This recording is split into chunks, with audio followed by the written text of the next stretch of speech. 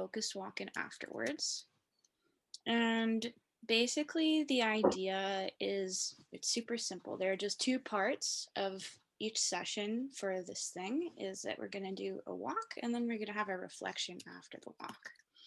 What that's going to look like is that participants are going to go on focus walks, being given a prompt, like, for example, shape and color, inside and outside, old and new.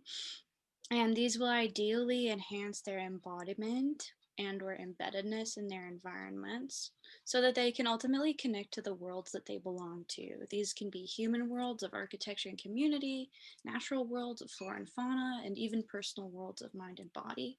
And even other worlds like you were alluding to earlier, Keiko, like digital worlds, for example. And after the walk, we're going to do a reflection exercise where participants will create a freeform reflective piece. They can choose whatever medium they prefer, and then they can be synthesized later on, maybe every week or every month. We're not exactly sure when, but synthesized every now and then and to create an artwork that can be shared with the community. And Rudy, maybe this is the time where you can talk about this. I thought that your Where I Live project was a great example of this kind of synthesis of picking up little pieces from a walk and then turning them into something. So what you see, um, how how did you do that, Cora? I took a screenshot actually from the video. Yeah, no, but how did you close the windows?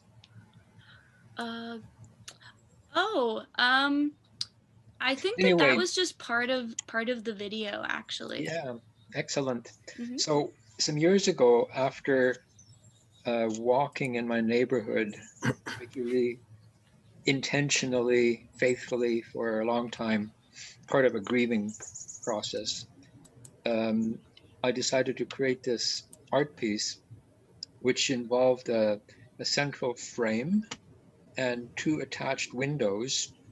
And in the panes of the windows, I inserted photographs and other things too, like rubbings and so on, of the neighborhood.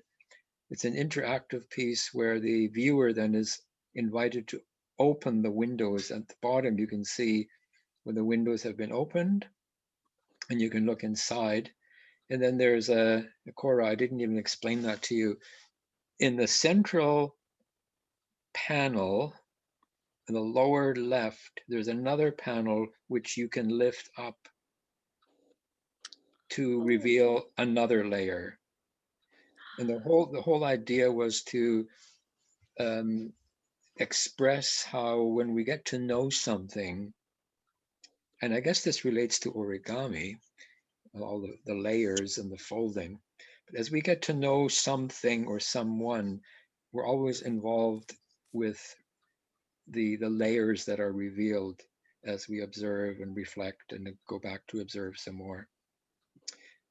The image in the center is a close-up map of my neighborhood, and there's a footprint, my footprint, made with the blackberry juice, blackberries that I had picked in that neighborhood. So all kinds of media and senses involved in creating this. As I mentioned, some of the images are rubbings of textured surfaces, manhole covers and walls of buildings, tiles, and that sort of thing. So that's one kind of art project that one could come up with after a series of walks in a particular place. Oh, that was beautiful, Rudy. Thank you. I actually didn't know about that other piece, but yeah, it definitely reflects this idea of the layers of meaning that a place expresses. And that's part of what we're trying to get to with this idea of the focused walks. So now we're going to go into like why we should do focus walks. I think that the important part with this is to get to uh, understand relationality. We really want people to be able to embed themselves in the world that they live in, embody themselves in their body, and realize all of the relations that they have to other people and other things in the world, as well as create those relationships in the act of doing these focused walks. So in terms of walking, walking alone is a relational act in that we're cultivating the relationships with our communities. Whereas with the creation aspect, that will also be a way for people to understand their relations to other people. And Keiko, you mentioned this mode shifting and its importance for learning. I think that the creation here is going to be a way of mode shifting and really remembering those connections that we make. This is a picture that was painted by Paul Gauguin in Tahiti of his visits there. So I thought that that would be a good way to symbolize that idea of remembering the things that you experience through creation. Some background context for this project is, as you were alluding to, Keiko, all of us are interested in the meaning of life because we're all alive and all of us are connected through life to each other.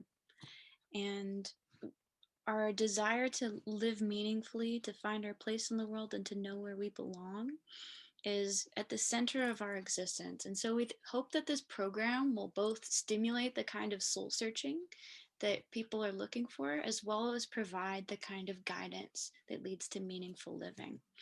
Both in the context of aging, in the sense of thinking about what kind of an ancestor are you, and being able to age gracefully, meaning to age meaningfully, as well as this idea that relates to multiliteracy of learning to speak a number of new languages, and through those languages being able to not just attain fluency, but also to be able to relate to other people and to be able to express the meanings in our lives.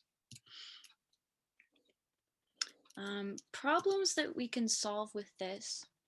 There's kind of a problem with problems. This is what Rudy and I talked about together, which is that we really don't want to take an attitude of trying to solve a problem, but we want to take an attitude of creating meanings, and ultimately we're looking to live well.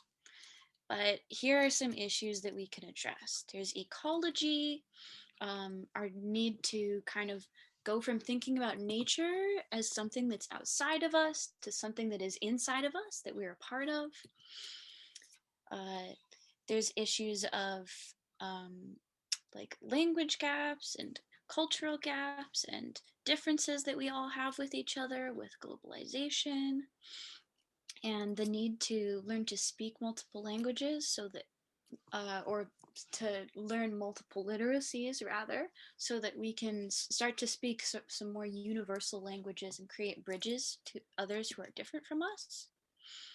This is an example of a universal, quote unquote, visual language that I was learning and working with for a number of years.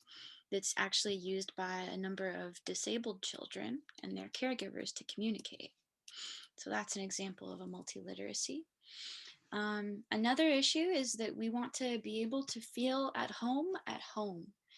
And we see this focused walking exercise as a way for people to start to feel at home, and to feel a sense of belonging. As well, we hope to, of course, address issues of aging. We would like to bridge those generational gaps, create a sense of multi-generationality, what with not just these exercises that we're doing within Tarakoya of the intergenerational mentoring, but also like more broadly forwarding philosophies that allow us to think of ourselves in a different way. To think, for example, what if our life doesn't end with the life of the body, but extends to the life beyond the body? And solving issues of ageism and also inducing productive aging through these practices as well. The value we hope to provide with this course is that we honestly would love it if people could transform the way that they see themselves and their immersion in the world. We hope to deliver existential benefits in that way, but also physical, emotional, and social benefits from being able to walk, being able to reflect on those walks, and being able to connect with your community. Um, the sorts of materials that we'll be using will range from audio podcasts and speeches to readings, philosophical and poetic and literary, to types of videos and visual art. An issue here might be that we might need to acquire distribution rights for some media, especially if we're doing an online course. As for people to interview, I would love it if we could interview David Abram, who Rudy actually introduced me to at our first meeting. David Abram coined this term, the more than human world, as a way to refer to nature in such a way that it doesn't divide us from nature, but joins us with nature. He actually conducts yearly retreats on Cortes Island, which is an island just off the BC coast. And there's one this year, I just looked it up, from July 30th to August 4th. And I'm not sure if that would be too late in the content creation schedule, but maybe we could get some people together to attend there, or get one person to go and attend and record the interview. I'd also love to get in touch with some Indigenous elders, local and international. But we might need camera equipment if we're going to record high quality video interviews. That might be up to our resident filmmaker intern. Aside from that, there are just some accessibility issues with the type of course that we're doing. Even though walking is accessible and requires no money, not everybody can walk, and especially seniors. I know my grandmother can't walk for too long, so there's an issue with struggling with that. And earlier, Marina mentioned the idea of doing mind walks and walking through mental space. So I thought that that would be a great idea to incorporate for those sorts of people. And of course, with the digital format, we can reach a wider audience, but it's not going to be as friendly to those who are not digitally savvy, and also to people who don't have a computer as well. These issues also in turn create a risk of hypocrisy, because we of course intend to address ageism, but we don't want to perpetuate it by, for example, assuming that everybody can take a walk, or that everybody will be able to find the digital format equally accessible. So we have to be aware that given that our team is composed of more or less privileged individuals, we have obvious limits to our understanding, and we need to kind of think beyond the boundaries of what we're used to and empathize with those who are in different states of life than us. As for pedagogical strategies, this is the last part that I'm super excited to share. So Rudy and I came up together with this phrase for the course: embodied, embedded, emerging, embracing.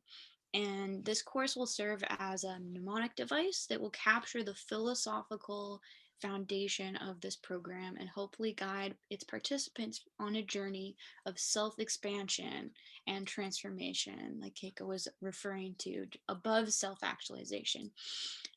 So self-expansion from the personal to the transpersonal and the interpersonal. So first off, the first word there is embodied. What does embodiment mean? Embodiment is an idea in philosophy that basically says that the ways that we think and experience the world are dependent on our physical bodies, and that our beyond the brain body plays a significant causal role in our cognitive processing or in our life world. Embeddedness is kind of like, we could say, as a corollary to the embodiment thesis, that a person's beyond the body world plays a significant role in that person's cognitive life. So just as our life is beyond the brain and in our bodies, our life is also beyond the body and in the world. So we're always embodied and embedded in both the natural and cultural world. And now, once we have these ideas of embodiment and embeddedness, we can consider the idea of emergence. Emergence is another idea in philosophy where it's basically talking about how parts become wholes. So, in the same way that your body is made of atoms, which turn into molecules, which turn into organs, goes all the way up until you get to your body, you can think of the ways in which you may be like an atom unto the universe and consider what emerges there. And finally, when we are embodied and embedded, we can experience the emergent phenomenon that we are a part of and then embrace it as one with ourselves. So this is the ultimate idea of the end of self-expansion for this course, is expanding to the point where we can consider what we emerge into and then embrace it. And these were my sources for this presentation.